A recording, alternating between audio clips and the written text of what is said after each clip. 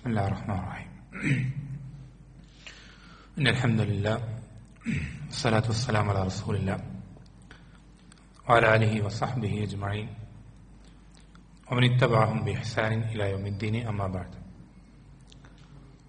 അല്ലാഹു സുബ്ഹാനഹു വ തആല വജഹ് മാത്രം ഉദ്ദേശിച്ചുകൊണ്ട് സംസാരിക്കുവാനും കേൾക്കുവാനും റബ്ബ് സുബ്ഹാനഹു വ തആല നമ്മ ഓരോരുത്തരെയും സഹായിക്കുമാറാവട്ടെ. നമ്മളിന്നിവിടെ കൂടിയിരിക്കുന്നത് വളരെ പ്രധാനപ്പെട്ട ഒരു വിഷയത്തെ സംബന്ധിച്ച് സംസാരിക്കുവാൻ വേണ്ടിയിട്ടാണ്. നബി സല്ലല്ലാഹു അലൈഹി വസല്ലം അടുക്കൽ ഒരിക്കൽ ഒരു വ്യക്തി കടന്നു വന്നുകൊണ്ട് എനിക്ക് ദീനുൽ ഇസ്ലാമിൽ ഒരു കാര്യം പറഞ്ഞു തരണം, ആ കാര്യം അതിനേക്കാൾ പൂർണ്ണമായ, അതിനേക്കാൾ മറ്റൊരാളോട് ചോദിക്കേണ്ടതില്ലാത്ത ഏറ്റവും വ്യക്തമായ രൂപത്തിലുള്ളൊരു കാര്യം എനിക്ക് ദീനുൽ ഇസ്ലാമിലെ അങ്ങ് എനിക്ക് പഠിപ്പിച്ചു തരണം എന്ന് ചോദിച്ചപ്പോൾ നബി സല്ലല്ലാഹു അലൈഹി വസല്ലം ആ വ്യക്തിക്ക് മറുപടിയായി നൽകിയത് ഖുൽ ആമൻതു ബില്ലാഹി സുമ്മ ഇസ്തഖിം, നീ അള്ളാഹുവിൽ വിശ്വസിച്ചിരിക്കുന്നു എന്ന് പറയുക, പിന്നെ അതിൽ നീ ഉറച്ചു നിൽക്കുക എന്നാണ് നബി സല്ലല്ലാഹു അലൈഹി വസല്ലം പഠിപ്പിച്ചത്. എന്ന് വെച്ചാൽ നമ്മൾക്ക് അള്ളാഹു സുബ്ഹാനഹു വ തആല ബാധ്യതയാക്കി നിശ്ചയിച്ചു തന്നത് ഈ ദുനിയാവിൽ ഈ ഒരു ആദർശം, ശരിയായ വിശ്വാസം, അള്ളാഹു സുബ്ഹാനഹു വ തആല തൃപ്തിപ്പെടുന്ന മാർഗം, ആ മാർഗത്തിലായിക്കൊണ്ട് ജീവിക്കുക എന്നതിലുപരി ആ മാർഗത്തിൽ തന്നെ ഉറച്ചു നിൽക്കുകയും ആ ഒരു മാർഗത്തിലായിക്കൊണ്ട് തന്നെ അള്ളാഹു സുബ്ഹാനഹു വ തആല കണ്ടുമുട്ടുകയും ചെയ്യുക എന്നതാണ് നമ്മൾ ഓരോരുത്തരും ആഗ്രഹിക്കുകയും പ്രാർത്ഥിക്കുകയും പ്രതീക്ഷിക്കുകയും എപ്പോൾ റബ്ബിനോട് ചോദിച്ചുകൊണ്ടിരിക്കുകയും ചെയ്യുന്നത് ഈ ഒരു ലക്ഷ്യം നമുക്ക് കിട്ടാൻ വേണ്ടിയിട്ടാണ്. അള്ളാഹു സുബ്ഹാനഹു വ തആല എന്താ പറഞ്ഞത്?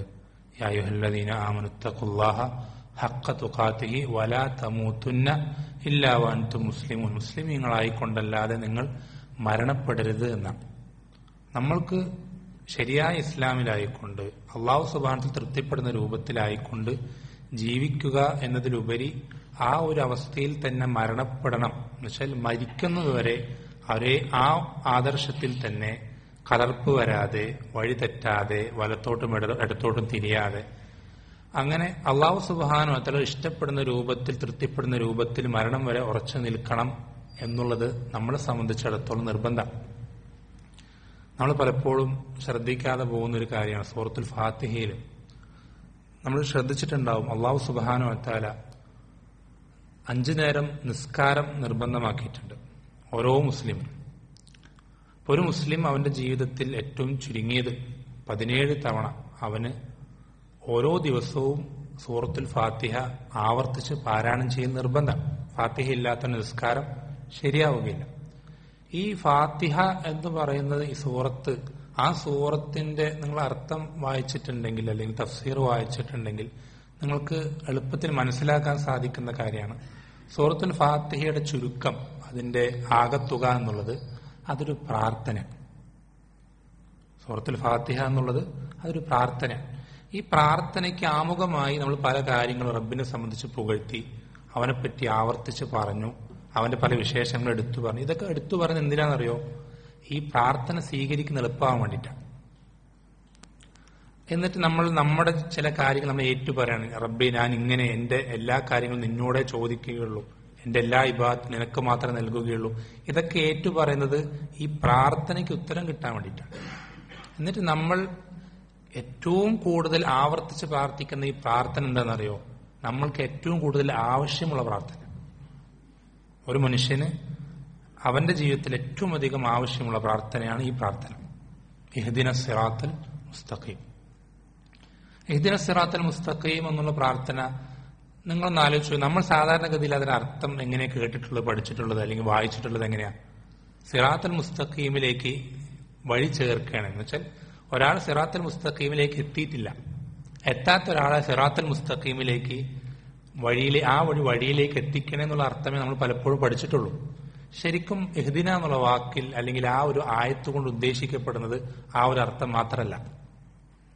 ഇഹ്ദിന സിറാത്തൽ മുസ്തഖീം എന്നുള്ള ആയത്ത് കൊണ്ട്, ആ പ്രാർത്ഥന കൊണ്ട് ഉദ്ദേശിക്കപ്പെടുന്നത് അതിൽ ആ വഴിയിൽ പ്രവേശിക്കാത്തവർക്ക് ആ വഴി കാണിച്ചു കൊടുക്കുക മാത്രമല്ല, ആ വഴിയിൽ പ്രവേശിച്ചവർക്ക് അതിൽ ഉറച്ചു നിൽക്കണം എന്നുള്ള പ്രാർത്ഥനയും ആ തേട്ടം എന്തിൽ വരുന്നുണ്ട്? ഈ ആയത്തിൽ വരുന്നുണ്ട്. അതുകൊണ്ടാണ് സിറാത്തുൽ മുസ്തഖീമിൽ പ്രവേശിച്ച ആളുകൾക്കും ഈ പ്രാർത്ഥന നിർബന്ധമാക്കിയത്. അതുകൊണ്ടാണ് എപ്പോഴെങ്കിലും ഏതെങ്കിലും വ്യക്തി അവൻ ഏതെങ്കിലും ഒരു അവസ്ഥയിൽ എത്തിയതിനു ശേഷം അവൻ സൂറത്തുൽ ഫാത്തിഹ ചൊല്ലേണ്ടതില്ല എന്നുള്ളൊരു അവസ്ഥ ദീനുൽ ഇസ്ലാമിൽ നമ്മൾ കണ്ടിട്ടുണ്ടോ? ഇല്ല. കാരണം മരിക്കുന്നത് വരേക്കും റൂഹ് തൊണ്ടക്കുഴിയിൽ നിന്ന് മുകളിലേക്ക് കയറിപ്പോകുന്നത് വരേക്കും ഈ പ്രാർത്ഥനയ്ക്ക് അവൻ ആവശ്യക്കാരനാണ്. നബി സല്ലല്ലാഹു അലൈഹി വസല്ലം ജീവിതം അതിന് വ്യക്തമായ തെളിവാണ്. നബി സല്ലല്ലാഹു അലൈഹി വസല്ലം ജീവിതത്തിൽ ഏറ്റവും അധികം അദ്ദേഹം പ്രാർത്ഥിച്ചിരുന്ന പ്രാർത്ഥനകളുടെ ഒരു പ്രാർത്ഥന അല്ലാഹുമ്മ യാ മുഖല്ലിബൽ ഖുലൂബ് സബ്ബിത് ഖൽബി അലാ ദീനിക. അല്ലാഹുവേ, ഹൃദയങ്ങളെ മാറ്റിമറിക്കുന്നവനെ, എന്റെ കൽബിനെ നിന്റെ ദീനിൽ നീ ഉറപ്പിച്ചു നിർത്തണമേ എന്ന് അല്ലാഹുവിന്റെ റസൂൽ സല്ലല്ലാഹു അലൈഹി വസല്ലമ ഇടയ്ക്കിടെ നിരന്തരം പ്രാർത്ഥിച്ചുകൊണ്ടിരിക്കുന്നുണ്ടെങ്കിൽ നമ്മൾ ഈ പ്രാർത്ഥനയിലേക്ക് എത്രയധികം ആവശ്യക്കാരാണ് ചിന്തിച്ചാൽ നമുക്ക് മനസ്സിലാവുന്നേ ഉള്ളൂ. പ്രത്യേകിച്ചും ഇന്നത്തെ കാലഘട്ടത്തിൽ, കാരണം ഓരോ കാലഘട്ടം നബി സല്ലല്ലാഹു അലൈഹി വസല്ലം പഠിപ്പിച്ചതുപോലെ ഒരു കാലഘട്ടം കഴിഞ്ഞ് പിന്നെ അടുത്ത കാലഘട്ടം വരുമ്പോൾ ആദ്യത്തതിനേക്കാൾ മോശം കാലഘട്ടമായിരിക്കും പിന്നീട് വരിക എന്ന് നബി സല്ലല്ലാഹു അലൈഹി വസല്ലം പഠിപ്പിച്ചു തന്നിട്ടുണ്ട്. ഇങ്ങനെ കാലഘട്ടം മോശമായി കൊണ്ടേയിരിക്കാം. ഈ മോശപ്പെട്ട കാലഘട്ടത്തിൽ നമ്മളെ ഈ സിറാത്തുൽ മുസ്തഖീമിൽ തെറ്റിക്കാൻ ഒരുപാട് ആളുകൾ ഒരുപാട് തരത്തിലുള്ള പരിശ്രമങ്ങൾ ഒരുപാട് രീതികളിൽ ചെയ്യുമ്പോൾ നമ്മൾക്ക് ഈ വഴിയിൽ ഉറച്ചു നിൽക്കുക എന്ന് പറഞ്ഞാൽ അതിന് നമ്മൾ കൃത്യമായി ഒരുങ്ങി തന്നെ നമ്മൾക്ക് എന്ത് ചെയ്യാൻ സാധിക്കുള്ളൂ, അല്ലാതെ പറ്റൂല. എങ്ങനെയെങ്കിലും നമ്മൾക്ക് എന്ത് ചെയ്യാൻ സാധിക്കും? കറങ്ങിത്തിരിഞ്ഞ് ഈ വഴിയിൽ എത്തിപ്പെടാൻ സാധിക്കും. പക്ഷെ മരിക്കുന്നത് വരെ ഈ പ്രേരണകളും പ്രലോഭനങ്ങളും തെറ്റിദ്ധരിപ്പിക്കലുകളും ഇതൊക്കെ കേട്ടിട്ടും ഈ വഴിയിൽ ഉറച്ചു നിൽക്കുക എന്ന് പറഞ്ഞാൽ അത് എങ്ങനെയെങ്കിലും ഒന്നും സാധിക്കൂല. അതിനുള്ള തയ്യാറെടുപ്പുകൾ വേണം. പല കാര്യങ്ങളും പഠിക്കേണ്ടി വരും, പല കാര്യങ്ങളും ചോദിച്ചറിയേണ്ടി വരും, പല കാര്യങ്ങളിലുള്ള ആശയക്കുഴപ്പങ്ങൾ നമ്മൾ എന്ത് ചെയ്യേണ്ടി വരും? അത് നീക്കം ചെയ്യേണ്ടി വരും, ചോദിച്ചറിയേണ്ടി വരും. ഇങ്ങനെയൊന്നും ചെയ്യാതെ അതിനുള്ള പ്രതിരോധങ്ങളും തയ്യാറെടുപ്പുകളും നടത്താതെ നമ്മൾക്ക് എന്ത് ചെയ്യാൻ സാധിക്കില്ല? ഈ വഴിയിൽ മരിക്കുന്നവരെ ഉറച്ചു നിൽക്കാൻ സാധിക്കുന്ന കരുതണ്ട. നമ്മുടെ ഭാഗത്ത് പരിശ്രമമാണ്. അതിനുള്ള ഏറ്റവും ചെറിയ വഴികളാണെന്ത്?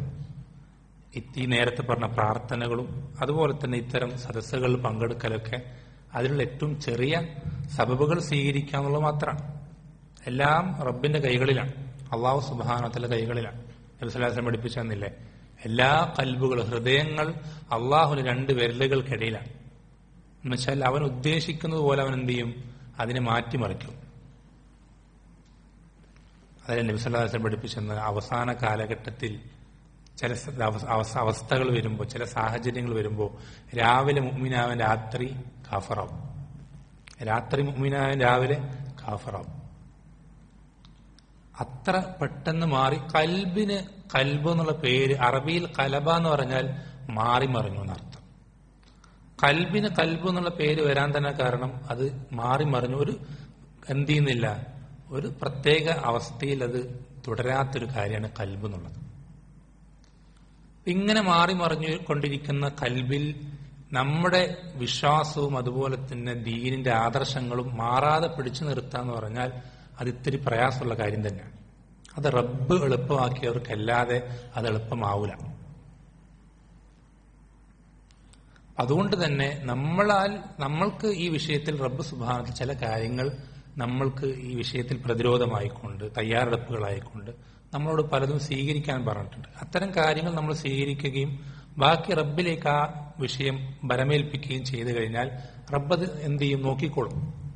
പക്ഷെ നമ്മളെ കൊണ്ട് ചെയ്യാൻ കൽപ്പിച്ചിട്ടുള്ള, നമ്മൾ ചെയ്യാൻ ബാധ്യസ്ഥരായിട്ടുള്ള പല വിഷയങ്ങളുണ്ട്. അതിലേറ്റവും അടിസ്ഥാനപരമായിട്ടുള്ള വിഷയങ്ങളാണ് പഠിക്കുക എന്നുള്ളത്.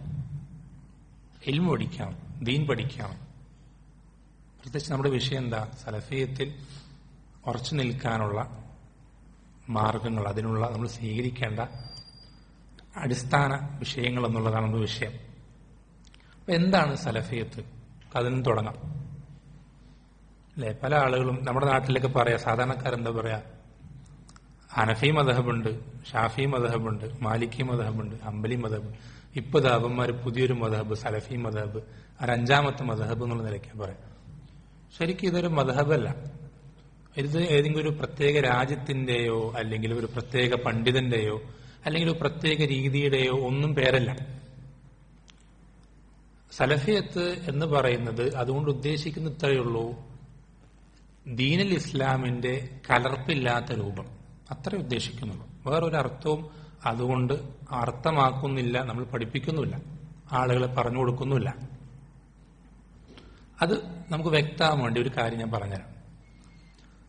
അല്ലാഹു സുബ്ഹാനഹു വ തആല അവന്റെ റസൂലായ മുഹമ്മദ് സല്ലല്ലാഹു അലൈഹി വസല്ലമയെ സ്വഹാബത്തിന്റെ അടുക്കലേക്ക് അല്ലെങ്കിൽ ആ ഒരു കാലഘട്ടത്തിൽ നമുക്കെല്ലാവരിലേക്കുമായി റസൂലായി അയക്കുമ്പോൾ അള്ളാഹുവിന്റെ റസൂൽ സല്ലല്ലാഹു അലൈഹി വസല്ലമയെ എത്ര ദീന് കൊണ്ട് അയച്ചത്? 2 ഉണ്ടോ 3 ഉണ്ടോ 4 ഉണ്ടോ? ഇല്ല, ഒരൊറ്റ ദീൻ കൊണ്ടയച്ചു. ഇതിലാർക്കെങ്കിലും സംശയമുണ്ടോ? 2 ദീന് കൊണ്ട് നബി സല്ലല്ലാഹു അലൈഹി വസല്ലം അയച്ചു എന്ന് ആർക്കെങ്കിലും വാദമുണ്ടോ?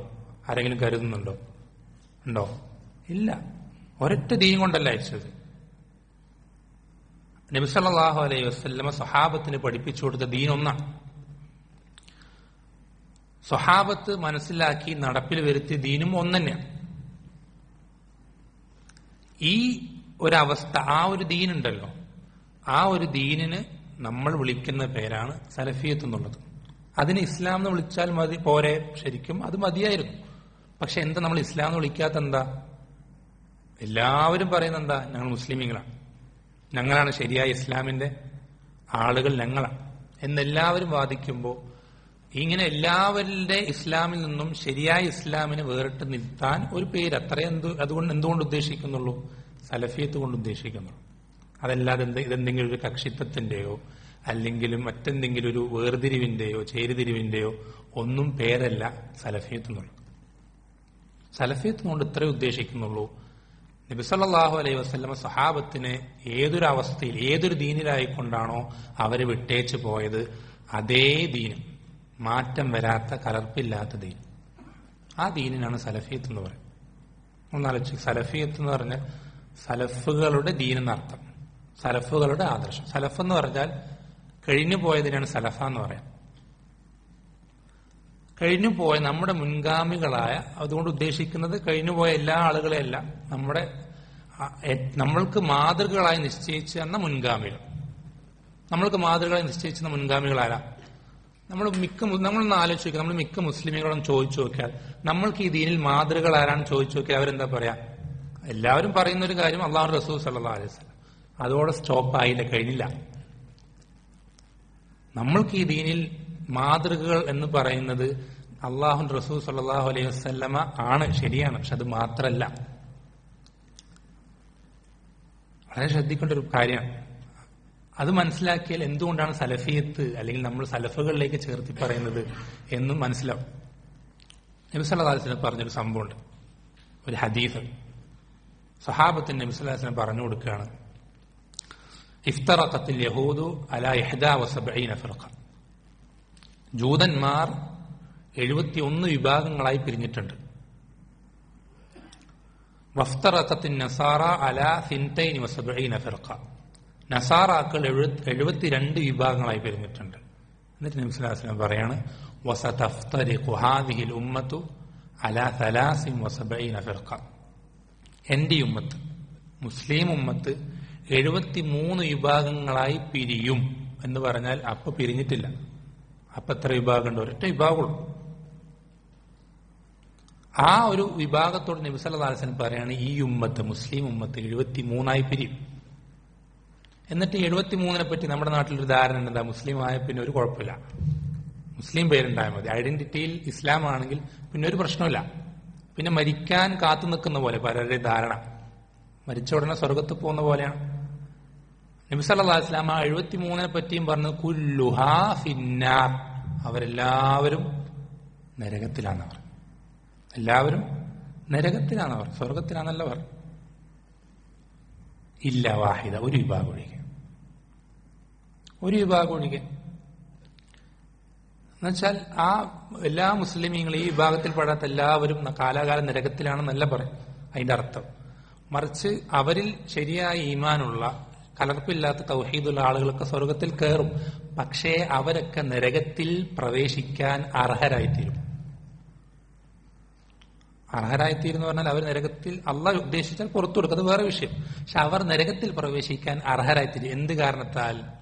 ഈ പറയാൻ പോകുന്ന ക്വാളിറ്റി അവർക്ക് ഇല്ലാത്ത കാരണത്താൽ. എന്താ ക്വാളിറ്റി നബി സല്ലല്ലാഹു അലൈഹി വസല്ലം പറഞ്ഞത്? ഒരു നാട് പറഞ്ഞില്ല. ആ നാട്ടുകാരായിരിക്കണമെന്നോ ഇന്ന ജാതിക്കാരായിരിക്കണമെന്നോ ഇന്ന ഭാഷ സംസാരിക്കുന്നവരായിരിക്കണമെന്നോ അല്ലെങ്കിൽ വെളുത്തവരായിരിക്കണമെന്നോ അല്ലെങ്കിൽ അങ്ങനെ എന്തെങ്കിലും ഒരു കാര്യം നബി സല്ലല്ലാഹു അലൈഹി വസല്ലം പറഞ്ഞില്ല. നബി സല്ലല്ലാഹു അലൈഹി വസല്ലം പറഞ്ഞത് ഒറ്റ കാര്യം, മാന അലൈഹി യൗമ വസ്ഹാബി. മാന അലൈഹി യൗമ വസ്ഹാബി. എന്തതിന്റെ അർത്ഥം? ഇന്നേ ദിവസം എന്ന് വെച്ചാൽ പറയുന്ന ദിവസം ഞാനും എന്റെ സ്വഹാബത്തും ഏതൊരു മാർഗത്തിലായിരുന്നു, ആ മാർഗത്തിൽ ആരൊക്കെയുണ്ടോ അവരെന്തില്ല, അവരാരും നരകത്തിൽ പ്രവേശിക്കുക. എന്ന് വെച്ചാൽ അവർക്കൊന്നും നരകത്തിൽ പ്രവേശിക്കേണ്ട അവസ്ഥ വരില്ല.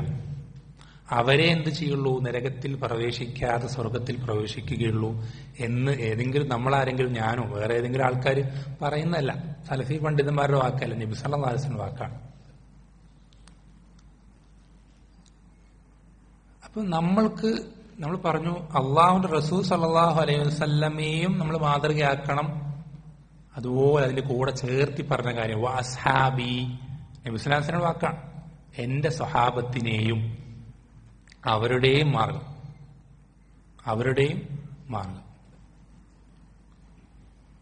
അപ്പൊ നമ്മൾ മാതൃകകളാക്കുക എന്ന് പറയുമ്പോൾ അതിൽ നമ്മൾക്ക് എന്ന് വെച്ചാൽ ഒരു തുലാസ് പോലെയാണ്. നമ്മൾ ശ്രദ്ധിക്കണേ, ഈ ഹദീസ് എന്നുള്ളത് നമ്മുടെ ജീവിതത്തിൽ നമ്മുടെ ദീനിന്റെ ഒരു തുലാസ് പോലെയാണ്. നമ്മുടെ ദീൻ ശരിയാണോ?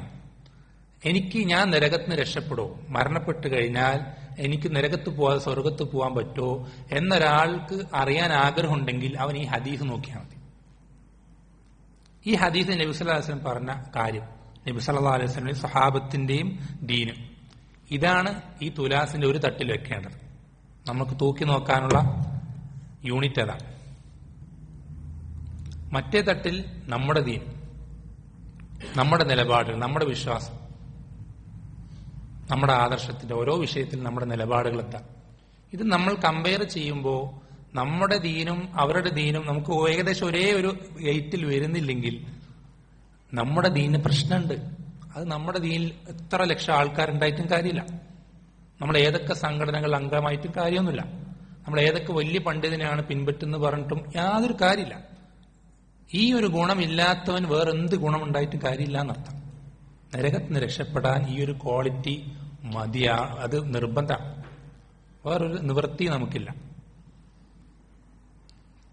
അതല്ലാത്ത ആളുകളൊക്കെ നബി സല്ലല്ലാഹു അലൈഹി വസല്ലം പഠിപ്പിച്ചു വന്നില്ല. ആ 72 വിഭാഗവും അവർ നരകത്തിൽ പ്രവേശിക്കാൻ അർഹരാണ്. ഇതാണ് സലഫിയത്ത് എന്ന് പറയുന്നത്. ഇത്രയേ ഉള്ളൂ സലഫിയത്ത്. ഓരോ വിഷയത്തിലും നബി സല്ലല്ലാഹു അലൈഹി വസല്ലം അധ്യാപനങ്ങൾ, അല്ലെങ്കിൽ ആ വിഷയത്തിൽ സ്വഹാബത്തിന്റെ നിലപാടുകൾ, ഇതിനോട് എതിരാവുന്ന പ്രവർത്തനങ്ങൾ അത് സലഫിയത്തിനും എതിരാണ്. അതിനോട് യോജിക്കുന്ന കാര്യങ്ങൾ സലഫിയത്തിന് യോജിച്ച കാര്യങ്ങളാണ്. നമ്മെ സംബന്ധിച്ചിടത്തോളം ചുരുക്കി പറഞ്ഞാൽ സലഫിയത്ത് എന്ന് പറഞ്ഞാൽ ഇസ്ലാമിന്റെ ശരിയായ തനതായ രൂപം. ഈ 72 അല്ലാത്ത നരകത്തിൽ പെടാതെ സ്വർഗത്തിൽ പോകുന്ന ആ ഒരു വിഭാഗത്തിന്റെ ആദർശം, അതാണ് സലഫിയത്ത്. അതല്ലാതെ ഇതെന്തെങ്കിലും ഒരു വിഭാഗത്തിന്റെ ആദർശമോ അല്ലെങ്കിൽ ഒരു പ്രത്യേക ഒരു നാടിന്റെ ആദർശമോ അങ്ങനെയൊന്നുമല്ല. നമ്മൾക്ക് എല്ലാവർക്കും ആഗ്രഹമുള്ള കാര്യമാണ് നരകത്തിൽ ഒരു സെക്കൻഡ് പോലും പ്രവേശിക്കരുതെന്ന്. എപ്പോഴും നമ്മൾ ഏറ്റവും അധികം പേടിക്കുന്ന കാര്യമാണ് നരകം എന്നുള്ളത്. അപ്പൊ നമ്മൾ ഈ ആഗ്രഹമുള്ള, സത്യസന്ധമായി നമുക്ക് ഈ ആഗ്രഹമുണ്ടെങ്കിൽ, നമ്മൾ അതിനുവേണ്ടി പരിശ്രമിക്കുന്നവരാണെങ്കിൽ നമ്മൾക്കിതല്ലാതെ വേറെ നിവൃത്തിയില്ല, വേറെ മാർഗമില്ല. നമ്മൾ ശ്രദ്ധിക്കണം, നരകവും സ്വർഗവും സൃഷ്ടിച്ച ആ റബ്ബ് അവന്റെ റസൂലിനെ അറിയിച്ചു കൊടുക്കുന്നതാണ്, നിങ്ങൾക്ക് നരകത്ത് പോവാതിരിക്കണമെങ്കിൽ ഈ വഴിയല്ലാതെ വേറൊരു വഴിയില്ല എന്ന് പഠിപ്പിച്ചു തരാണ്. അതിന്റെ അർത്ഥം എന്താ?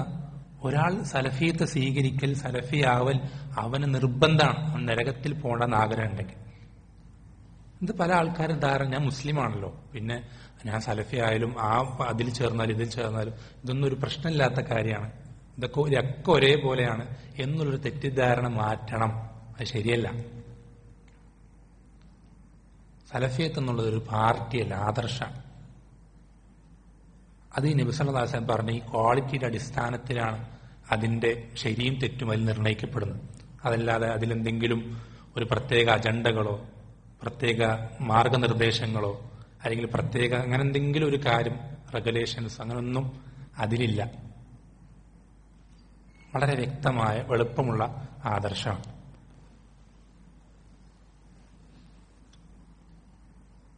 നമ്മെ സംബന്ധിച്ചിടത്തോളം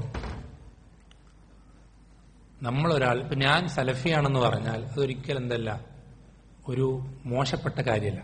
ഞാൻ സലഫിയാണെന്ന് പറഞ്ഞാൽ എന്താ അർത്ഥം? ഇത്രയും പറഞ്ഞതിന്റെ അടിസ്ഥാനത്തിൽ ചുരുക്കി പറഞ്ഞാൽ ഞാൻ നബി സല്ലല്ലാഹു അലൈഹി വസല്ലം സഹാബത്തിനെ ഏതൊരു മാർഗത്തിലാണോ വിട്ടേച്ചു പോയത് അതേ മാർഗത്തിൽ തന്നെ ജീവിച്ചു മരിക്കാൻ പരിശ്രമിക്കുന്ന വ്യക്തിയാണ് എന്നർത്ഥം അതിനുള്ളൂ. അതല്ലാതെ ഇത് ഏതെങ്കിലും പുതിയൊരു രീതിയാണെന്നോ മദ്ഹബാണെന്നോ അല്ലെങ്കിൽ പ്രത്യേക ആദർശമാണെന്നോ വിഭാഗമാണെന്നോ എന്നൊന്നും അതിനർത്ഥമില്ല. നമുക്ക് മനസ്സിലാൻ വേണ്ടി വേറെ രൂപത്തിൽ പറയുകയാണെങ്കിൽ ഇമാം അബൂ ഹനീഫയും മാലിക്കും ഷാഫിഈയും അതുപോലെ തന്നെ അഹ്മദും ഒക്കെ സലഫികളാണ്. ബുഖാരിയും മുസ്ലിമും അബൂദാവൂദ് നസായി ഇബ്നു മാജി ഇവരൊക്കെ സലഫികളാണ്.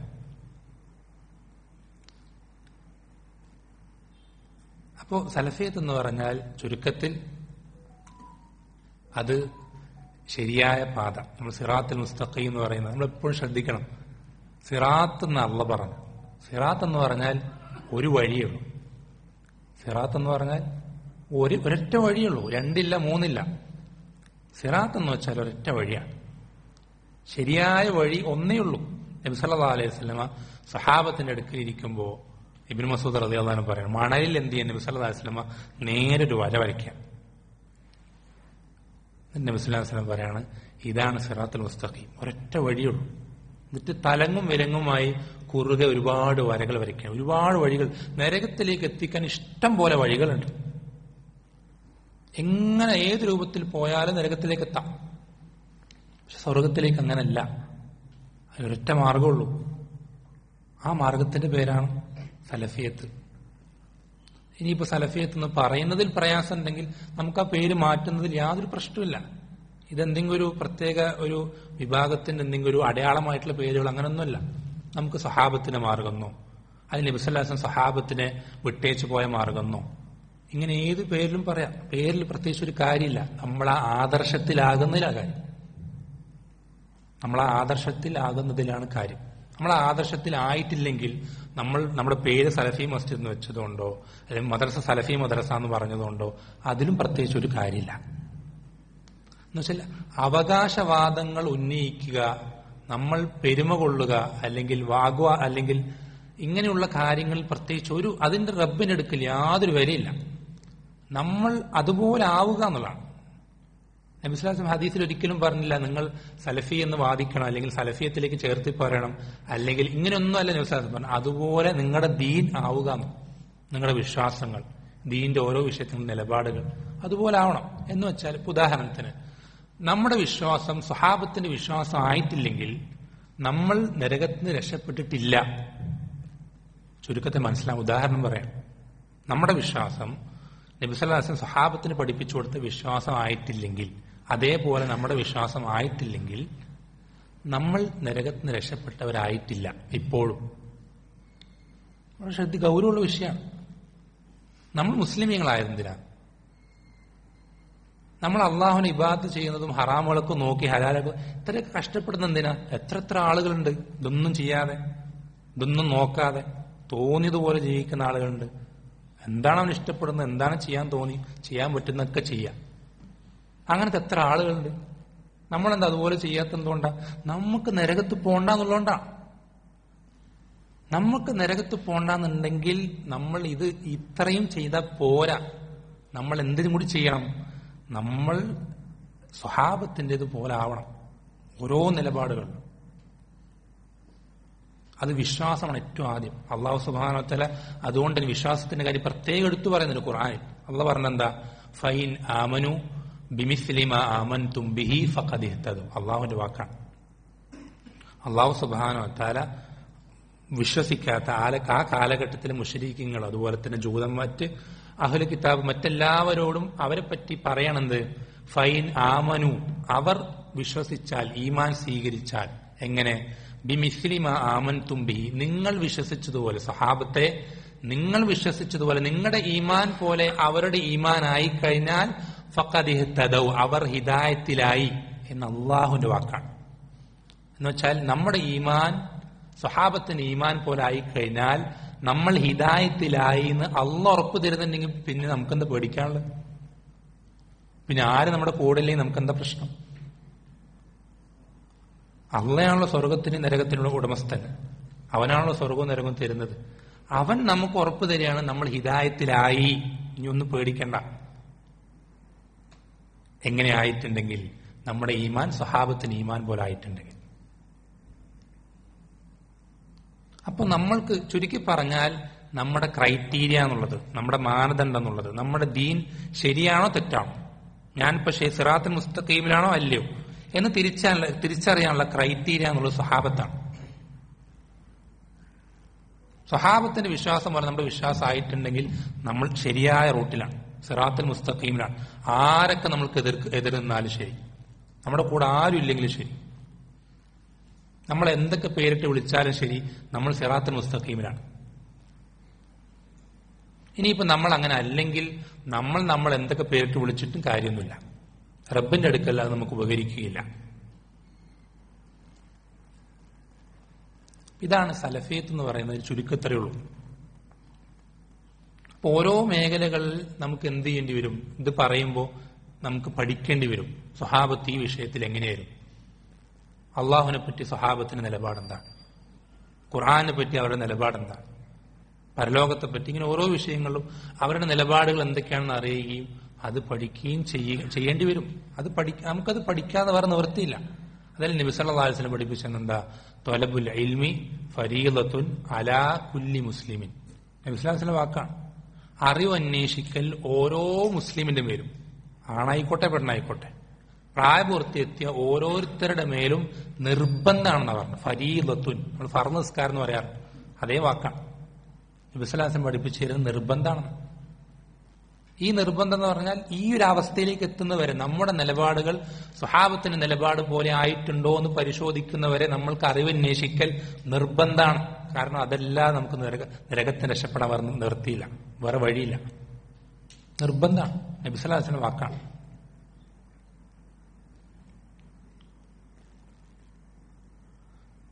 അപ്പോ നമ്മൾ പഠിക്കുകയും അത് നമ്മൾ കൃത്യമായി പ്രാവർത്തികമാക്കുകയും അതിൽ തന്നെ ഉറച്ചു നിൽക്കാൻ പരമാവധി റബ്ബിനോട് ദുആ ചെയ്യുകയും അതിനു വേണ്ട എന്താ പറയുക ഒരുക്കങ്ങൾ നമ്മൾ ഒരുങ്ങുകയും തയ്യാറെടുക്കലുകൾ നമ്മൾ എടുക്കുകയും ഒക്കെ ചെയ്ത് അങ്ങനെ മരണം വരെ ഈ സ്വഹാബത്തിന്റെ മാർഗത്തിൽ നിലപാടുകളിൽ ഉറച്ചു നിൽക്കലാണ് നമ്മൾക്ക് റബ്ബ് ഏൽപ്പിച്ച ഒരേ ഒരു. ഇതിനു വേണ്ടിയിട്ട് റബ്ബ് നമ്മൾ സൃഷ്ടിച്ചത്.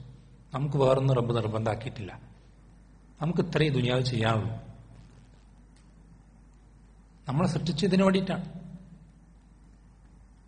ഈ ഒരു ലക്ഷ്യം നമ്മൾ പൂർത്തീകരിച്ചാൽ അൽഹംദുലില്ലാഹ്, നമ്മൾ വേറൊന്നും ഈ ദുനിയാവിൽ ചെയ്തിട്ടില്ലെങ്കിലും റബ്ബ് നമ്മളോട് ചോദിക്കൂല,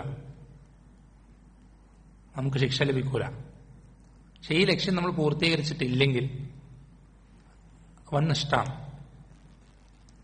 കാലാകാലം നരകത്തിൽ നമ്മൾ എന്ത് ചെയ്യേണ്ടി വരും? ശിക്ഷ അനുഭവിക്കേണ്ടി വരും. ഇത്രയും പറഞ്ഞത് വ്യക്തമായി എന്ന് വിചാരിക്കുകയാണ്.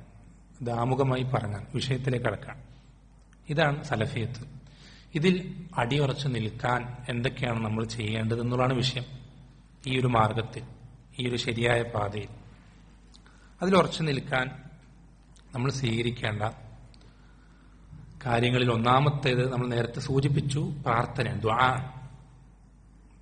ദുആ ചെയ്തുകൊണ്ടേയിരിക്കുക. നമ്മൾ മനസ്സിലാക്കുക നമ്മുടെ കൈകളിൽ ഒന്നുമില്ല എന്ന് നമ്മൾ മനസ്സിലാക്കുക. എല്ലാം റബ്ബിന്റെ കൈകളിലാണ്. എപ്പോഴും പറയാം ലാ ഹൗല വലാ ഖുവത ഇല്ലാ ബില്ലാ എന്ന് പറയുന്നതുകൊണ്ട് അർത്ഥാക്കുന്നതാണ് റബ്ബ് നമ്മളെ സഹായിച്ചാലല്ലാതെ നമ്മൾക്കൊരു നന്മ ചെയ്യാനോ ഒരു ഹറാമെന്ന് വിട്ടു നിൽക്കാനോ കഴിയൂല. റബ്ബിന്റെ സഹായം കൂടി തീരും ഓരോന്നിലും, ഓരോ കാര്യത്തിലും. അള്ളാഹു സുബ്ഹാനഹു വ തആല നമ്മളെ സിറാത്തുൽ മുസ്തഖീം, നമ്മൾ എപ്പോഴും കേൾക്കാറുള്ളൊരു വാക്കാണ് മിമ്പറുകളിലും മറ്റുമൊക്കെ, മൻ യഹ്ദിഹില്ലാഹു ഫലാ മുദില്ല ലഹു വമൻ യുദ്ലിൽ ഫലാ ഹാദിയ ലഹു. നബി സല്ലല്ലാഹു അലൈഹി വസല്ലമയുടെ വാക്കാണ് ഹദീസുകളിലെ. എന്താ പറയുന്നത്? മൻ യഹ്ദിഹില്ലാഹു ഫലാ മുദില്ല ലഹു. അല്ലാഹു ഒരാളെ ഹിദായത്തിലാക്കിയാൽ അവനെ വഴിതെറ്റിക്കാൻ ഒരുത്തനും പറ്റൂല, ഒരാൾക്കും കഴിയില്ല. ഇനിയോ വമൻ യുദ്ലിൽഹു ഫലാ ഹാദിയ ലഹു. അല്ലാഹു ഒരാളെ ദലാലത്തിലാക്കിയാൽ, വഴി തെറ്റിച്ചാൽ അവനെ ഹിദായത്തിലാക്കാനും ഒരാളെ കൊണ്ട് പറ്റൂല, കഴിയൂല. എല്ലാം റബ്ബിന്റെ കൈകളിലാണ്. റബ്ബ് എന്താണോ തീരുമാനിച്ചത് അതേ നടക്കും. പക്ഷെ നമ്മൾക്ക് പല കാര്യങ്ങളും സബബുകൾ സ്വീകരിക്കാൻ നമ്മൾ കൽപ്പിച്ചിട്ടുണ്ട്. റബ്ബ് നമ്മളെ ഹിദായത്തിലാക്കിക്കോളെന്ന് പറഞ്ഞ് ഹിദായത്തിന്റെ വഴികൾ അന്വേഷിക്കാതെ, ചോദിച്ചറിയാതെ, പഠിക്കാതെ മിണ്ടാതിരിക്കുക എന്നുള്ളത് ഒരിക്കലും ശരിയല്ല. ഏതുപോലെ റബ്ബാണ് റിസ്ക് നൽകുന്നത് എന്നും പറഞ്ഞ് നമ്മളൊരിക്കലും ജോലി ചെയ്യാതെ, റിസ്ക് അന്വേഷിക്കാതെ, വീട്ടിൽ തന്നെ കിടന്നുറങ്ങിയിട്ട് റബ്ബ് എനിക്ക് റിസ്ക് തരുന്നു നമ്മൾ ആരും പറയില്ലല്ലോ. അതുപോലെ സബബുകൾ സ്വീകരിക്കേണ്ടത്. അപ്പൊ ഏറ്റവും അടിസ്ഥാനപരമായി നമ്മുടെ മനസ്സ് റബ്ബുമായിട്ടാണ് ബന്ധിപ്പിക്കപ്പെടേണ്ടത്. റബ്ബ് തന്നാൽ കിട്ടും, റബ്ബ് തന്നില്ലെങ്കിൽ വേറെ ആര് ശ്രമിച്ചാലും കിട്ടൂല. ഈ ഒരു ബോധം നമുക്ക് വേണം. ഇതാണ് അടിസ്ഥാനം. റബ്ബുമായിട്ട്, റബ്ബിലേക്ക് എപ്പോഴും ആവശ്യക്കാരായി, എല്ലാം റബ്ബിലേക്ക് ചോദിച്ചുകൊണ്ട്, റബ്ബ് തരുമ്പോഴേ കിട്ടുള്ളൂ എന്നുള്ള അർത്ഥത്തിൽ, ആ ഒരു ഉറച്ച ബോധ്യത്തിൽ ചോദിച്ചുകൊണ്ടേയിരിക്കണം. ഇത് റബ്ബ് എപ്പോഴും മാറ്റം വരുത്താം. നമ്മളെപ്പോഴും ശ്രദ്ധിക്കേണ്ടത്, ഈ പറഞ്ഞില്ല നമ്മുടെ മുൻഗാമികൾ, സലഫുകൾ, സഹാബത്തൊക്കെ, അവരേറ്റവും അധികം പേടിച്ചിരുന്നത് ഈ ഒരു കാര്യമാണ്. കിട്ടിയ ഹിദായത്ത് റബ്ബിനെ കണ്ടുമുട്ടുന്നതിന് മുമ്പ് റബ്ബ് തിരിച്ചെടുക്കുന്നത്. അങ്ങനെ തിരിച്ചെടുക്കാൻ പറ്റൂല നിങ്ങൾ വിചാരിക്കണ്ട. റബ്ബിന് അത് തരാൻ എളുപ്പമുണ്ടെങ്കിൽ അതേപോലത്തെ തിരിച്ചെടുക്കാൻ യാതൊരു പ്രയാസമുള്ള കാര്യമൊന്നുമല്ല. പ്രത്യേകിച്ച് നമ്മൾ ശ്രദ്ധിക്കേണ്ടത്, അള്ളാഹു സുബ്ഹാനഹു വ തആല ഈ തന്ന ഹിദായത്ത് ഉണ്ടല്ലോ, വളരെ ശ്രദ്ധിക്കേണ്ട ഒരു പോയിന്റാണ്. ഈ ഹിദായത്ത് എന്ന അനുഗ്രഹമാണ് നമ്മൾക്ക് അള്ളാഹു തന്ന ഏറ്റവും വലിയ നിഅമത്ത്. അള്ളാഹു സുബ്ഹാനഹു വ തആല നമ്മൾക്ക് തന്ന ഏറ്റവും വലിയ നിഅമത്ത് ഈ ഹിദായത്ത് എന്ന നിഅമത്താണ്. സൂറത്തുൽ ഫാത്തിഹയിൽ തന്നെ നമ്മൾ എന്താ പറയുന്നത്? സിറാത്തല്ലദീന അൻഅംത അലൈഹിം. അള്ളാഹുവെ നീ അനുഗ്രഹിച്ച നിഅമത്ത് നൽകിയവർ. എന്താ നിഅമത്തിനെ പറ്റിയാ പറഞ്ഞു? ഹിദായത്തിനെ പറ്റിയാ പറയും. ഏറ്റവും വലിയ നിഅമത്ത് ഹിദായത്താണ്. അള്ളാഹു ഒരു അനുഗ്രഹം തന്നിട്ട് നമ്മൾ ആ അനുഗ്രഹത്തിന് നന്ദി കാണിക്കേണ്ട പോലെ നന്ദി കാണിക്കുന്നില്ലെങ്കിൽ അള്ളാഹ് അനുഗ്രഹം എടുത്തു കളയും. ആ അനുഗ്രഹം അതിന് യോജിച്ച ആളുകൾക്ക് റബ്ബ് അനുഗ്രഹം കൊടുക്കുള്ളൂ. നമ്മൾ അതിന് മാത്രം പോകുന്ന ഒരാളല്ല എന്ന് നമ്മുടെ ജീവിതം കൊണ്ട് നമ്മൾ എന്ത് ചെയ്യാണ്? കാണിക്കുകയാണെങ്കിൽ റബ്ബ് അതെന്ത് ചെയ്യും? എടുത്തു കളയും. അല്ലാഹു സുബ്ഹാനഹു വ തആല പറഞ്ഞെന്താ? ലൈൻ ശകർത്തും ലഅസീദന്നകും വലൈൻ കഫർത്തും ഇന്ന അദാബി ലശദീദ്. നിങ്ങൾ ഒരു അനുഗ്രഹത്തിന് ശുക്ർ കാണിക്കുകയാണെങ്കിൽ ഞാൻ നിങ്ങൾക്ക് എന്ത് ചെയ്യും? ആ അനുഗ്രഹം വർദ്ധിപ്പിച്ചു തരും. ഹിദായത്ത് അങ്ങനെ തന്നെ. നമ്മൾ നന്ദി കാണിച്ചാൽ റബ്ബ് എന്ത് ചെയ്യും? ഹിദായത്ത് വർദ്ധിപ്പിച്ചു തന്നുകൊണ്ടേയിരിക്കും. സിറാത്തുൽ മുസ്തഖീം എന്ന വഴിയിൽ നമ്മൾ സഞ്ചരിക്കുന്ന വളരെ വേഗത്തിലാവും, വളരെ മുന്നിലേക്ക് എത്തും നമ്മൾ. ഇനി വലഇൻ കഫർത്തും, നമ്മൾ നന്ദികേട് കാണിക്കുകയാണെങ്കിലോ ഇന്ന അദാബി ലശദീദ്, എന്റെ ശിക്ഷ വളരെ കഠിനമാണെന്നുള്ള താക്കീത് ചെയ്യാം.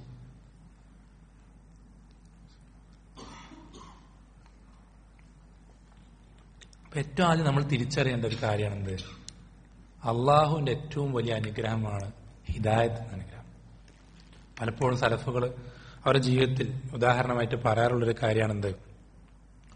ഒരാളൊരു ഹജ്ജിന്റെ എന്തോ വേളയിൽ മരുഭൂമിയിലൂടെ യാത്ര ചെയ്യാം. ആ യാത്ര ചെയ്യുമ്പോൾ ഏതോ ഒരു വിജനമായ സ്ഥലത്ത് ഇങ്ങനെ പോയിക്കൊണ്ടിരിക്കുമ്പോൾ ഏതോ ഒരു ഒറ്റപ്പെട്ടൊരു വീട്, അവിടെ നിന്ന് എന്ത് ചെയ്യണം? ഉറക്കെ ഒരു അൽഹംദുലില്ലാ, റബ്ബിനെ സ്തുതിക്കുന്ന ഒരു പ്രാർത്ഥന അവിടെ നിന്ന് കേൾക്കുക. അൽഹംദുലില്ലാ എന്നൊരാൾ ഉറക്കെ അവിടെ നിന്ന് വിളിച്ചു പറയാം. അപ്പൊ ഇവിടെ എന്താണ് ഇയാൾ ഇങ്ങനെ അൽഹംദുലില്ലാ, റബ്ബിനെ ഇത്രയും സ്തുതിക്കാനുള്ള കാരണം? അത്രയും അനുഗ്രഹം കിട്ടിയ ഒരാളായിരിക്കും അത്രയും സമ്പന്നതയിൽ സുഖലോലുപതയിലൊക്കെ ആയിരിക്കും എന്ന് കരുതിക്കൊണ്ട് ഈ വ്യക്തി ആ വീട്ടിലേക്ക് കയറുമ്പോൾ ആ വീട്ടിൽ വേറെ ആരുമില്ല, ഒരൊറ്റ ആളേ ഉള്ളൂ. അയാൾക്ക് അരയ്ക്ക് കീഴെ ശരീരമില്ല, 2 കൈകളുമില്ല, കാലും അറ്റുപോയിട്ടുണ്ട്, കൈയും അറ്റുപോയിട്ടുണ്ട്, അനങ്ങാൻ കഴിയില്ല, മലമൂത്ര വിസർജനമൊക്കെ കിടന്നിടത്ത് തന്നെ. മറ്റൊരാളുടെ പരസഹായമില്ലാതെ അനങ്ങാൻ പോലും പറ്റൂല. ഇയാളുടെ ആരോഗ്യം ശോഷിച്ചിട്ടുണ്ട്, എല്ലാ നിലയ്ക്കും അയാൾ പരീക്ഷണങ്ങൾ കൊണ്ട് നിറഞ്ഞൊരവസ്ഥയിലാണ്. അയാളുടെ അൽഹംദുലില്ലാഹ് കേട്ടിട്ട് ഈ വന്ന ആൾ അത്ഭുതപ്പെടുകയാണ്. ഇയാളോട് ചോദിക്കണം, താങ്കൾ എന്തിനാണ് ഇങ്ങനെ അൽഹംദുലില്ലാഹ് എപ്പോഴും പറഞ്ഞുകൊണ്ടിരിക്കുന്നത്? ഞാനത് കേട്ടിട്ടാണ് ഇങ്ങോട്ട് പ്രവേശിച്ചതെന്ന് പറയുമ്പോൾ അദ്ദേഹം പറഞ്ഞത്, അല്ലാഹു സുബ്ഹാനഹു വ തആല എന്റെ ചുറ്റും ഒരുപാട് ആളുകളെ പല ആദർശങ്ങളിലായിക്കൊണ്ട് മരിപ്പിക്കുന്നത് ഞാൻ കണ്ടിട്ടുണ്ട്, കേട്ടിട്ടുണ്ട്. പക്ഷേ അല്ലാഹു സുബ്ഹാനഹു വ തആല അവയിൽ നിന്നൊന്നിലും എന്നെ പെടുത്താതെ എല്ലാത്തിനും രക്ഷപ്പെടുത്തി അവൻ ഇഷ്ടപ്പെടുന്ന മാർഗത്തിലായിക്കൊണ്ട് എന്നെ മരിപ്പിക്കുന്നവരെ അള്ളാഹു ഉറപ്പിച്ചു നിർത്തി. ഇൻഷാ അല്ലാഹ് അതാണ് അള്ളാഹു എനിക്ക് തന്ന ഏറ്റവും വലിയ അനുഗ്രഹം എന്ന വ്യക്തി പറയാം. ഈ ഒരു അനുഗ്രഹം കിട്ടിയവന് ദുനിയാവിൽ വേറെ ഒന്നും കിട്ടിയിട്ടില്ലെങ്കിലും അവനാണ് ഏറ്റവും വലിയ സൗഭാഗ്യം, ഹിദായത്ത്. ഈ അനുഗ്രഹം കിട്ടാത്തവന് വേറെ എന്തൊക്കെ ഉണ്ടെങ്കിലും അവൻ ദൗർഭാഗ്യവനാണ്, ഒന്നും കിട്ടാത്തവനാണ്. നമ്മളൊന്നും പലപ്പോഴും കണ്ടിട്ടുണ്ടാവും, വാർത്തകളിലും മറ്റൊക്കെ കണ്ടിട്ടുണ്ടാവും. ഒരുപാട് എന്താ പറയാ, ദുനിയാവിന്റെ എല്ലാം, അത് സമ്പത്തായിക്കോട്ടെ, ഇനിയിപ്പോ പ്രശസ്തി ആയിക്കോട്ടെ, സൗകര്യങ്ങളായിക്കോട്ടെ, എല്ലാ നിലയ്ക്കും ഒരു ദുനിയാവിന്റെ പുറകെ പായുന്നൊരു വ്യക്തി ആഗ്രഹിക്കുന്നതൊക്കെ കിട്ടിയ ആളുകൾ പോലും അവരുടെ പ്രശസ്തിയിൽ ഏറ്റവും കൊടുമുടിയിൽ നിൽക്കുന്ന സമയത്തും ആത്മഹത്യകളിലേക്ക് തിരിയുന്നത് എന്തുകൊണ്ടാണ്? ചിന്തിച്ചിട്ടുണ്ടോ? അവർക്കൊന്നിനൊരു കുറവില്ല. ദുനിയാവിന്റെ ആളുകൾ ആഗ്രഹിക്കുന്ന എല്ലാം അവർക്ക് കൈനിറയുണ്ട്. എല്ലാം, അധികാരമായിക്കോട്ടെ, പിടിപാടായിക്കോട്ടെ, അതുപോലെ തന്നെ സുഹൃത്ത് വലയങ്ങളായിക്കോട്ടെ, എല്ലാം. നിങ്ങൾക്ക് തന്നെ പല ആളുകൾ ഈ പറയുമ്പോൾ പല ആളുകളും പേരും മുഖങ്ങളൊക്കെ ഓർമ്മ വരും. എത്രയോ ആളുകൾ അങ്ങനെ ഉണ്ടായിട്ടുണ്ട് ഈ അടുത്ത കാലത്ത് പോലും. എന്തുകൊണ്ടാണത്? ഹിദായത്ത് എന്ന അനുഗ്രഹത്തിന് പകരം അതൊന്നും ആവൂല. ഓരോ അനുഗ്രഹത്തിനും അതിന് പകരം വെക്കാൻ ആവൂല. ഏറ്റവും വലിയ അനുഗ്രഹമാണ്. ഈ ഒരു ബോധ്യം നമുക്ക് വേണം. ഇതാ എനിക്ക് അള്ള തന്നാണ്. നമ്മൾ ചിന്തിക്കേണ്ട എന്റെ എന്തെങ്കിലും എന്താ പറയാ ഗവേഷണം കൊണ്ടോ അല്ലെങ്കിൽ എന്റെ IQ പവർ കൊണ്ടോ അല്ലെങ്കിൽ എന്റെ എന്തെങ്കിലും മികവ് കൊണ്ടോ കഴിവ് കൊണ്ടോ ആണ് എനിക്ക് ഹിദായത്ത് കിട്ടി. നമ്മൾ ആരും ചിന്തിക്കണ്ട. അള്ള തന്നതുകൊണ്ട് കിട്ടി, അൽഹംദുലില്ലാഹ്, അത്രയേ ഉള്ളൂ. നമ്മുടെ സമ്പത്തിന്റെ ആധിക്യം കൊണ്ട് നമുക്ക് ഹിദായത്ത് കിട്ടണ അങ്ങനെയാണ് കിട്ടിയതെങ്കിൽ നമ്മളെക്കാൾ എത്രയോ സമ്പത്തുണ്ടായിരുന്ന ഖാറൂനെ പോലെ എത്രയോ ആളുകൾ ഹിദായത്ത് കിട്ടാതെ മരണപ്പെട്ടു പോയിട്ടുണ്ട്. ഇനിയിപ്പോ നമ്മുടെ കുടുംബ മഹിമ കൊണ്ട് മറ്റൊക്കെയാണ് നമുക്ക് ഹിദായത്ത് നമ്മൾ കരുതുന്നുണ്ടെങ്കിൽ ഇബ്രാഹിം അലൈഹിസ്സലാമുടെ ഉപ്പയും നൂഹ് അലൈഹിസ്സലാമുടെ മകനെ പോലെ പല ആളുകളും ഹിദായത്ത് കിട്ടാതെ പോയിട്ടുണ്ട്. ഇനിയിപ്പോ നമ്മൾ ദീനു കൊണ്ട് ഇത്രയൊക്കെ സേവനങ്ങൾ ചെയ്യും, ഞാൻ അങ്ങനെ ചെയ്തിട്ട് ഇങ്ങനെയൊക്കെയാണ് നമ്മൾ കരുതുന്നുണ്ടെങ്കിൽ, അതുകൊണ്ടാണ് എനിക്ക് ഹിദായത്ത് കിട്ടിയത് നമ്മൾ വിചാരിക്കുന്നുണ്ടെങ്കിൽ, നബി സല്ലല്ലാഹു അലൈഹി വസല്ലമയെ ശത്രുക്കൾ എല്ലാ ഭാഗത്തുനിന്ന് വളഞ്ഞപ്പോഴും എല്ലാ നിലയ്ക്ക് ആക്രമിക്കാൻ തുനിഞ്ഞപ്പോഴും ഏറ്റവും വലിയ പ്രതിരോധമായി നിന്നത് അബൂ താലിബാണ്. ആ അബൂ താലിബ് പോലും കാഫറായിട്ടാണ് ഹിദായത്ത് കിട്ടാതെ മരണപ്പെടുന്നത്. ഇവരെക്കാളൊക്കെ എന്ത് മികവാണ് നമുക്കുള്ളത്, എന്ത് പ്രത്യേകത നമുക്കുള്ളത്, എടുത്തു പറയാൻ എന്ത് യോഗ്യത നമുക്കുള്ളത്? ഒന്നുമില്ല. അള്ളാഹു തന്നു, അവന്റെ ഔദാര്യമായി തന്നു, നമുക്ക് കിട്ടി, അത്രയേ ഉള്ളൂ. അപ്പൊ ചുരുക്കത്തിൽ ഈ അനുഗ്രഹത്തിന്റെ വില തിരിച്ചറിയൽ വളരെ അടിസ്ഥാനപരമായി നമുക്ക് വേണ്ട ഗുണം. അതിന് നമ്മൾ ശുക്ർ കാണിക്കുന്നവരാകണം, നന്ദി കാണിക്കുന്നവരാകണം. ഏറ്റവും ഒന്നാമത് ശ്രദ്ധിക്കേണ്ട കാര്യമാണ് ഈ അനുഗ്രഹത്തിന്റെ വില തിരിച്ചറിയാം.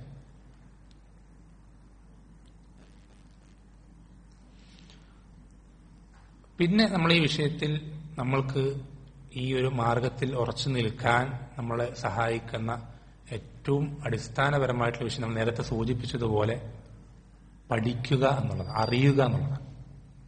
അറിവ്, നമ്മൾ എത്രത്തോളം ഈ ദീനിൽ അറിവുള്ളവരാകുന്നുവോ അത്രത്തോളം നമ്മൾ നരകത്തിന് അകന്നുകൊണ്ടേയിരിക്കുകയാണ്.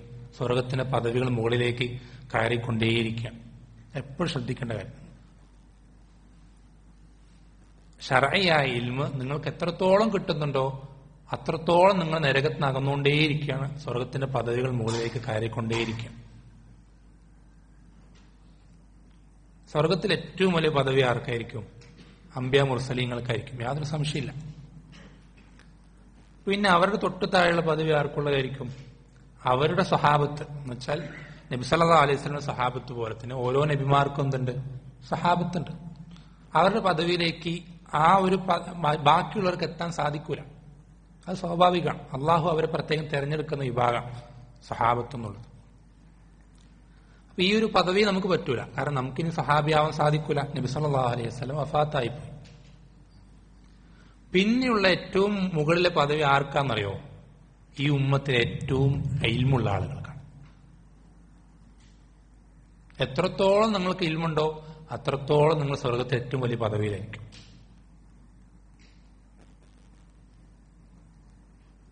അത് മനസ്സിലാക്കാൻ ഒരു ഹദീസ് മാത്രം പറയാം. ഒരുപാട് വിശദീകരിക്കേണ്ട വിഷയമാണ്. എന്നാലും പ്രാക്ടിക്കൽ അല്ല അത് വിശദീകരിക്കുക എന്നുള്ളത്. ഒരുപാട് ആയത്തുകളും ഹദീസുകളും വന്നിട്ടുള്ള 100 കണക്കിന് ആയത്തുകളും ഹദീസുകളും ദീനിൽ അറിവ് കരസ്ഥമാക്കുന്നതിന്റെ ശ്രേഷ്ഠത വിശദീകരിക്കുന്നുണ്ട്. ഒരൊറ്റ കാര്യം മാത്രം പറയാം. നബി സല്ലല്ലാഹു അലൈഹി വസല്ലം പറഞ്ഞത്, ജനങ്ങൾക്ക് ഖൈർ പഠിപ്പിച്ചു കൊടുക്കുന്ന, തൗഹീദ് പഠിപ്പിച്ചു കൊടുക്കുന്ന, ഈമാൻ പഠിപ്പിച്ചു കൊടുക്കുന്ന, സഹാബത്തിന്റെ നിലപാടുകൾ പഠിപ്പിച്ചു കൊടുക്കുന്ന ഒരാൾ, അവന് വേണ്ടി ആകാശത്തിലെ മലക്കുകൾ, പറക്കുന്ന പറവകൾ, മാളത്തിലെ ഉറുമ്പുകൾ പോലും, മത്സ്യം, സമുദ്രത്തിനടിയിലെ മത്സ്യങ്ങൾ പോലും അവന് വേണ്ടി ഇസ്തിഗ്ഫാർ ചെയ്തുകൊണ്ടേയിരിക്കും. ശ്രദ്ധിക്കണേ.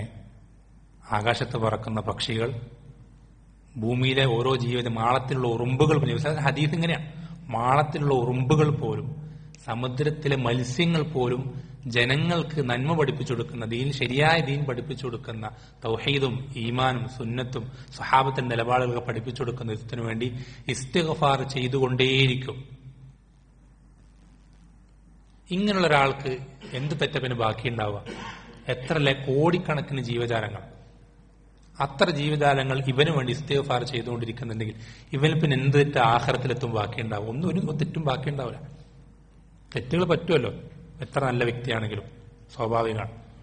പക്ഷെ ആ ഒരു തെറ്റും റബ്ബിനെടുക്കലെത്തുമ്പോൾ ഇവർക്ക് ബാക്കി ഉണ്ടാവില്ല, ഒക്കെ പൊറുക്കപ്പെട്ടിട്ടുണ്ടാവും.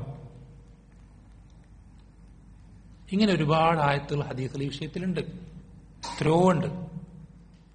അത് മാത്രം ശേഖരിച്ചിട്ട് പണ്ഡിതന്മാർക്ക് ഗ്രന്ഥങ്ങൾ വരെയുണ്ട്. അത്രയും വിശദീകരിക്കേണ്ട ഒരു വിഷയമാണ്. ചുരുക്കി പറയാം, നമ്മൾ ഇൽമ് എത്രത്തോളം നമുക്ക് കിട്ടുന്നുവോ അത്രത്തോളം നമ്മൾ എന്ത് ചെയ്യും? നമ്മൾ നരകത്തിൽ നിന്ന് സേഫാവും. ഏതുപോലെ? നമ്മളൊരു വഴിയിലൂടെ സഞ്ചരിക്കുമ്പോൾ ആ വഴിയിൽ എന്തൊക്കെ അപകടങ്ങളുണ്ട്, അല്ലെങ്കിൽ എവിടെ നിന്നൊക്കെ എങ്ങോട്ടൊക്കെ തിരിയാനുണ്ട്, ഇവിടെ എന്തൊക്കെ പ്രശ്നങ്ങളുണ്ട് എന്നറിയുന്ന ഒരാൾ ആ വഴിയിലൂടെ സഞ്ചരിക്കുന്നതും അതൊന്നും അറിയാത്ത ഒരാൾ ആ വഴിയിലൂടെ സഞ്ചരിക്കുന്നതും തമ്മിൽ രണ്ടും വ്യത്യാസമല്ലേ? സ്വാഭാവികമാണ്. ഒരു വഴി നേരത്തെ സഞ്ചരിച്ച് പരിചയമുള്ള, അല്ലെങ്കിൽ അതിനെ സംബന്ധിച്ച് നേരത്തെ കൃത്യമായ ധാരണയുള്ള, പഠിച്ചിട്ടുള്ള ഒരാൾ, അല്ലെങ്കിൽ ഒക്കെ പോട്ടെ, നമുക്ക് മനസ്സിലാവുന്ന എളുപ്പത്തിലുള്ളൊരു ഉദാഹരണം പറയാം. കണ്ണ് കാണുന്നൊരു വ്യക്തി, കണ്ണ് കാണാത്തൊരു വ്യക്തി, ഇത് രണ്ടും സമമാവോ? ഒരുപോലെ ആവോ? രണ്ടുപേരും സഞ്ചാരം, രണ്ടുപേരുടെയും വാഹനവും സൗകര്യങ്ങളൊക്കെ ഒരുപോലെ, രണ്ടുപേരും സിറാത്തുൽ മുസ്തഖീമിൽ സഞ്ചരിക്കാം, രണ്ടുപേരും സഞ്ചാരം ഒരുപോലെ ആവും? ഒരുപോലെ ആവും? ഒരിക്കലാവൂല. നമ്മൾ ശ്രദ്ധിക്കേണ്ടത്, അള്ളാഹു സുബ്ഹാനഹു വ തആല ഇൽമില്ലാത്തവരെ ഖുർആനിൽ വിശേഷിപ്പിക്കുന്നത് അഅമ എന്നാണ്. കണ്ണ് കാണാത്ത, അന്ധൻ. അള്ളാഹു വിശേഷിപ്പിക്കുന്ന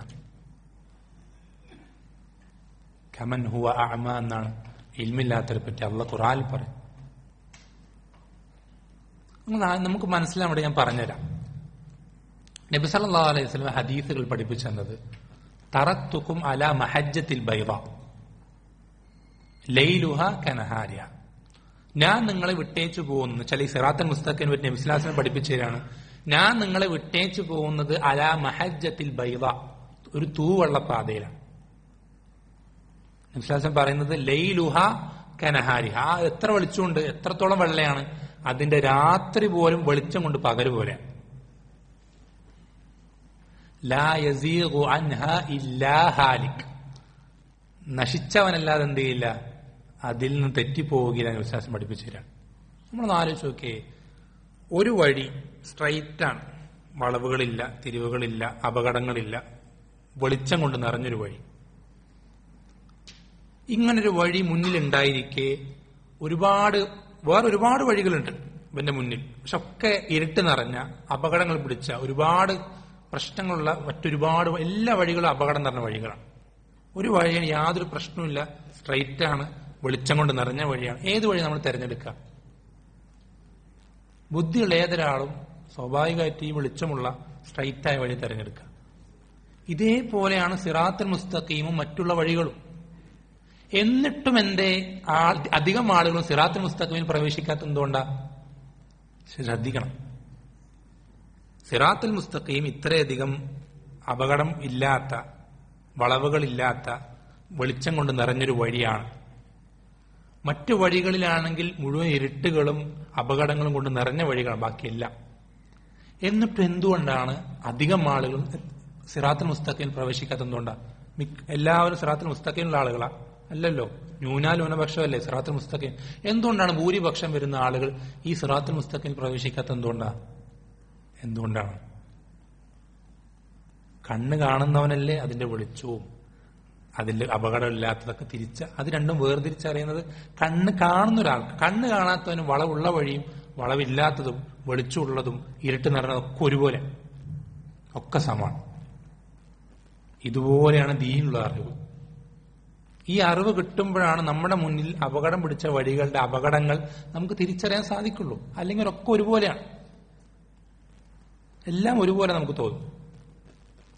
നമ്മുടെ നാട്ടിൽ പല ആളുകളും പറയാറില്ലേ, ഏതും ഇങ്ങനെ വേണം ജീവിക്കുക, എല്ലാം പല പുഴകൾ ചേർന്നൊരു കടലിലെത്തുന്ന പോലെയാണ്, എങ്ങനെ പോയാലും എന്തായാലും പ്രശ്നമില്ല, എല്ലാം സ്വർഗത്തിലേക്ക് എത്തുന്ന സൃഷ്ടാവിനെ തൃപ്തിപ്പെടുത്തുന്ന മാർഗങ്ങളാണെന്നൊക്കെ പറയും. അതെന്തുകൊണ്ടാണ് അങ്ങനെ പറയുന്നത്? എന്തുകൊണ്ടാണ്? അറിവില്ലാത്തതുകൊണ്ടാണ്. ദീനിൽ യാതൊരു അടിസ്ഥാനവും ഇല്ലാത്തതുകൊണ്ടാണ്. കാരണം അറിയും തോറും എന്ത് ചെയ്യും, ഇവന് കണ്ണിന് കാഴ്ച കൂടുന്നത് പോലെ ഓരോന്നിന്റെ അപകടങ്ങൾ വ്യക്തമായിക്കൊണ്ടേയിരിക്കും, ഓരോ വഴികളുടെയും.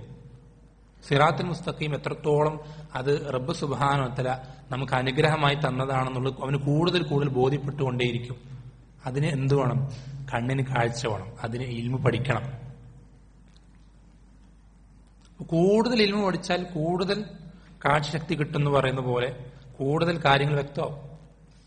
അവനൊരിക്കലും എന്ത് ചെയ്യില്ല, ഈ വൃത്തികെട്ട വളഞ്ഞ അപകടങ്ങൾ പിടിച്ച വഴി എത്ര അലങ്കരിച്ച് കാണിക്കപ്പെട്ടാലും അവൻ എന്ത് ചെയ്യാൻ സാധിക്കും? അതിന്റെ അപകടം തിരിച്ചറിയാൻ സാധിക്കും. ഒരിക്കലും അവൻ എന്ത് ചെയ്യില്ല, തെറ്റിദ്ധരിക്കപ്പെട്ട ആ വഴിയിൽ പ്രവേശിക്കൂല. കാരണം അവൻ അത്രയും ഇൽമുണ്ട്, കണ്ണിന് അത്രയും കാഴ്ചയുള്ളതുപോലെ അവൻ കൃത്യമായി കാണുന്നുണ്ട്.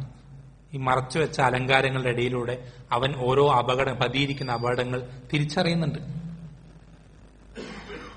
അതുകൊണ്ട് അവൻ ഒരിക്കലും എന്ത് ചെയ്യില്ല, ആ വഴിയിൽ പ്രവേശിക്കുകയില്ല. സിറാത്തുൽ മുസ്തഖീമിൽ നിന്ന് മറ്റൊരു വഴി അവൻ തിരഞ്ഞെടുക്കുകയില്ല. കാരണം അവൻ ഇൽമുള്ളത് കാരണത്താൽ. അപ്പൊ നമ്മൾക്ക് എത്രത്തോളം മതപരമായ ഇൽമുണ്ടോ, ശർഈയായ ഇൽമുണ്ടോ, അത്രത്തോളം അത് ഖൈറാണ്.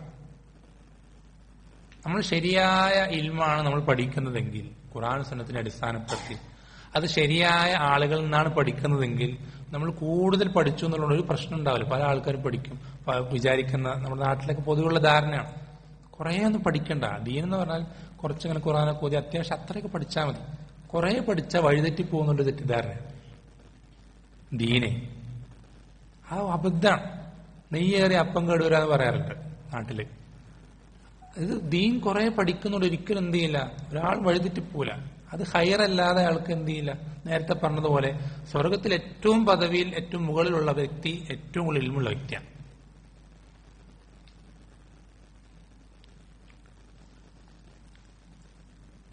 പക്ഷെ പ്രശ്നം പറ്റുന്നത് പല ആളുകളും പഠിച്ചിട്ട് തെറ്റിപ്പോകുന്നതും അല്ലെങ്കിൽ പല രൂപത്തിൽ പല കോലത്തിലായി പോകുന്നതും ഒന്നാമത് ആ പഠിക്കുന്ന ശരിയല്ലാത്ത അറിവായതുകൊണ്ടാണ്. രണ്ടാമത്തത് പഠിപ്പിച്ചു തരുന്ന ആളുകൾ ആരൊക്കെയാണ് ശ്രദ്ധിക്കാത്തതുകൊണ്ടാണ്. എന്താണ് അങ്ങനെ പറയാൻ കാരണം? അതായത് സലഫുകൾ പറയുന്നുണ്ട്, താബീങ്ങളിൽ സ്വഹാബത്തിൽ നിന്ന് പഠിച്ച അവരുടെ ശിഷ്യന്മാരായ ആളുകൾ പറയാറുണ്ട്, ഇന്ന ഹാദൽ ഇൽമ ദീനും ഫൻളുറു അമ്മൻ തഅഖുദൂന ദീനക്കും. ഈ ഇൽമ എന്നുള്ളത് അത് ദീനാണ്. അതുകൊണ്ട് നിങ്ങൾ എന്ത് ചെയ്യും? നിങ്ങളുടെ ദീൻ നിങ്ങൾ ആരിൽ നിന്നാണ് സ്വീകരിക്കുന്നത് നോക്കണം. വെച്ചാൽ കാല അല്ലാഹ് കാല റസൂലുള്ളാഹി പറയുന്ന എല്ലാവരും ഇൽമ സ്വീകരിക്കാൻ പറ്റൂല. കാല അല്ലാഹ് കാല റസൂലുള്ളാഹി പറയുന്ന എല്ലാവരും ഇൽമ സ്വീകരിക്കാൻ പറ്റൂല. ആരിൽ ഇൽമ സ്വീകരിക്കണം എന്നുള്ളതിന് വ്യക്തമായ മാനദണ്ഡങ്ങളുണ്ട്. ദീൻ പഠിപ്പിച്ചുന്ന ഒരുപാട് നിയമനിർദ്ദേശങ്ങളുണ്ട്. ആ രൂപത്തിൽ എന്ത് ചെയ്യാൻ പാടുള്ളൂ? നമ്മൾ ഇൽമ സ്വീകരിക്കാൻ പാടുള്ളൂ. ഞാൻ ഉദാഹരണത്തിന് 1-2 പോയിന്റുകൾ പറഞ്ഞുതരാം. അപ്പൊ നമ്മൾ നേരത്തെ പറഞ്ഞു, ഞാനും എന്റെ സ്വഹാബത്തും എന്ന് പറഞ്ഞ നിലപാട്. ആ നിലപാടിനെതിരായി ഒരാൾ എന്ത് ചെയ്യാണ്? ജനങ്ങളെ പഠിപ്പിക്കുകയാണ്. അങ്ങനെ ഒരാളിന് എന്ത് ചെയ്യാൻ പാടില്ല? ഇൽമ സ്വീകരിക്കാൻ പാടില്ല.